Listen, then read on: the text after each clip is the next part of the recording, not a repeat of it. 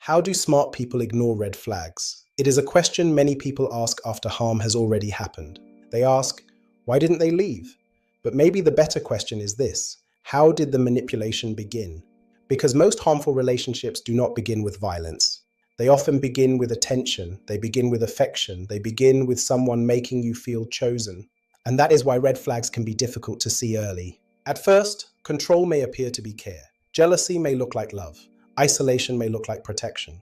Someone may say, I just don't like those friends around you, or I only check your phone because I care. Or, if you loved me, you would understand. And slowly, the person starts doubting themselves. They stop trusting what they feel. They start explaining away the pattern.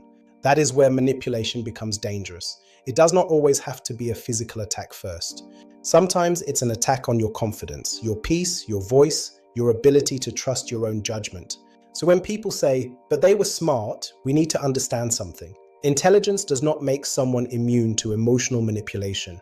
A person can be educated and still be emotionally trapped, because red flags are not always obvious. Sometimes they are hidden behind an apology, behind charm, behind promises, behind small moments of kindness that make you forget the pattern of harm. That is why awareness matters.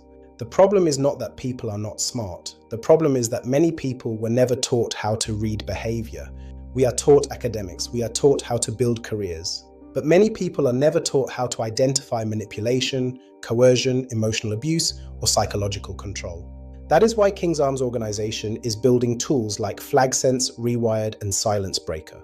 Not just to talk about the problem, but to help people reflect, recognize patterns, and ask better questions before the situation becomes dangerous. FlagSense is a guided reflection tool. It helps people slow down and think clearly about what they are experiencing. Because sometimes one honest question can wake someone up. Questions like, do I feel safe being myself around this person?